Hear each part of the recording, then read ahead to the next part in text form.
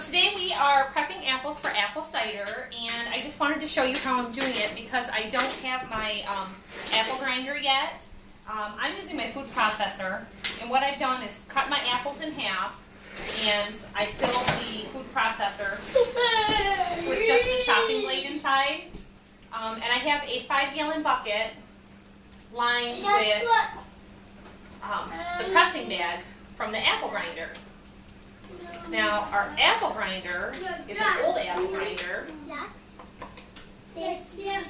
so even when I do get my press, or get my grinder, I don't quite know how we'll be able to mount it directly to the press. So, having the 5-gallon bucket, which by the way, if you are using those, make sure they're food grade, because then they don't contain any chemicals that are going to harm your body and your family.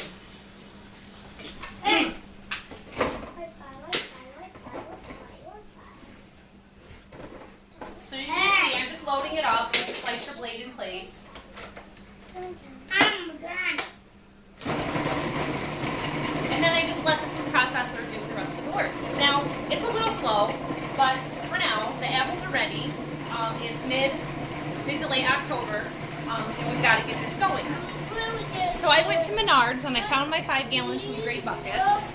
They were $3.97, and it'll say right on it that it's food safe. So watch for that. The liners I got off of eBay, which you can get those from a lot of suppliers, and then just the lid. Now the lids can be hard to get on and off, so you can get a tool for that as well. So you can see here.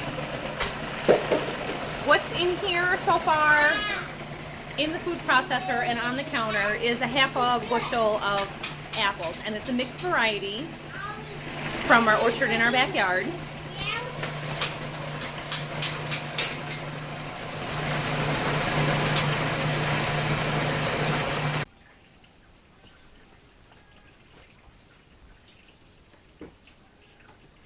Okay, so here is my cider press, and like I said, this is a real old one. I picked it up on Craigslist. I have transferred my bag here in from the bucket of pulp in here. So you just want to close this up so that the pulp doesn't squeeze out the top. Now, it's good to have 2 buckets, so I do have a second one handy. I won't get this much now. I've got about a gallon or close to a gallon in the bottom of my bucket right now, just from the mash. This has not been sealed in a long time, so I just put some plastic on the bottom tray because the cider does come in contact with that. All this I cleaned with hot water, and here is the second pressing plate. So that just goes in there on top of your bag of pulp. This is the opening tool for a 5-gallon bucket. This was about $1.50 at Menards, so you can pick these up at hardware stores. And it just goes along the side of your bucket like a can opener and pries it up.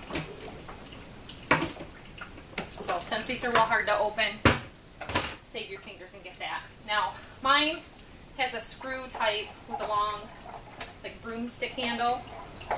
And I'm trying to actually figure out if there's a way that it can be done, maybe attach a drill to it to go down, because it has to start so high up just to get that bag in there. So if you know of a trick, let me know.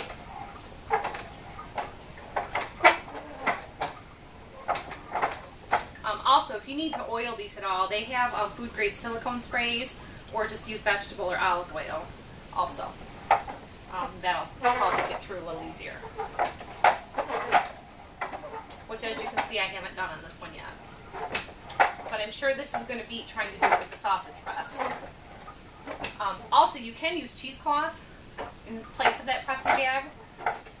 When I did the cheesecloth with my lard press, it poked holes in the bottom from the bottom pressing plate on the lard press. This doesn't have any pressing plates on the bottom facing up, so That shouldn't happen. You just want to make sure that you don't have any twigs or branches from the apples.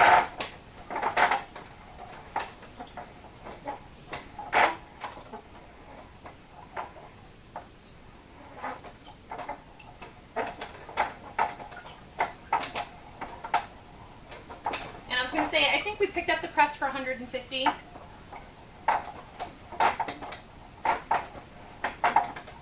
Which was a real good deal.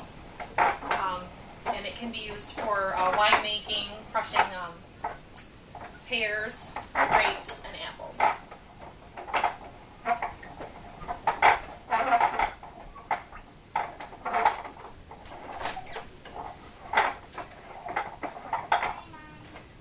Close that.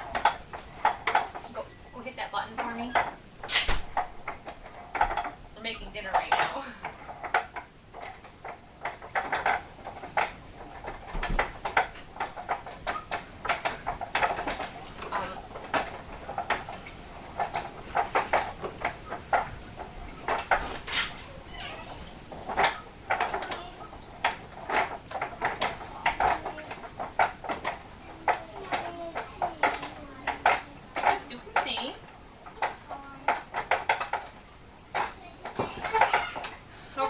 Down to the pressing plate. And as you can see, alright, now we made contact. It's a little harder. See that? And I just want to make sure that this is going to go where it's supposed to go. Okay, step over here. See the camera? See the camera wave?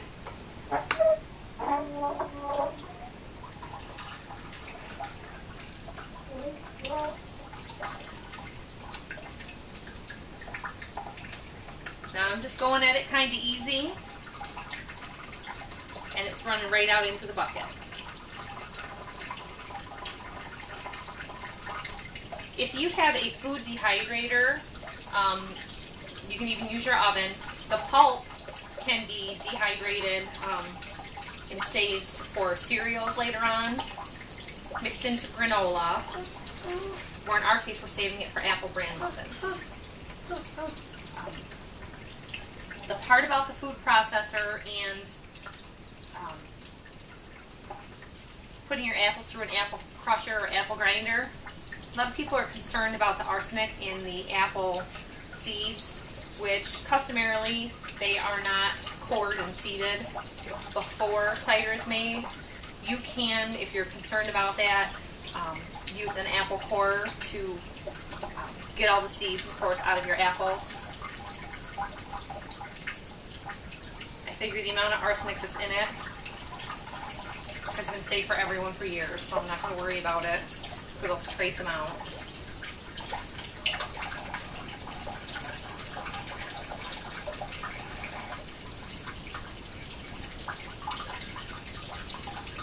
I'll just show you up close how our progress is coming here. Now this grinder, or apple press, was probably made homemade years ago. There's no markings on it. It's solid oak, and the feet have been replaced at some point, or else they were just left out because they're not, they weren't sealed with any kind of material like the rest of it. There's the inside.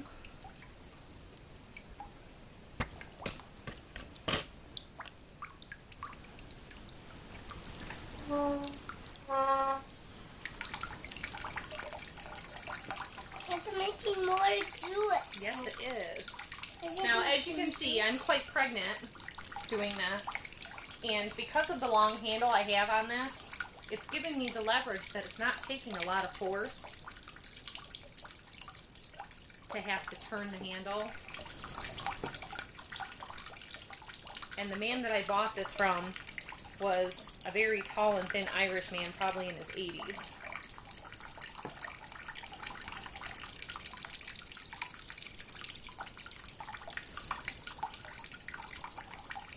It's smelling gorgeous. And we're going to be having this with our dinner tonight.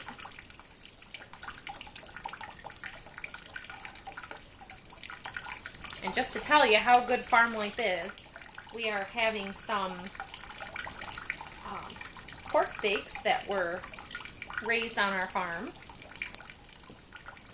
with our apple cider and homemade biscuits and jelly from a local, honey from a local beekeeper. Move out of the way. And obviously you can have that kind of meal at home too, because a lot of farmers sell their product, as do we.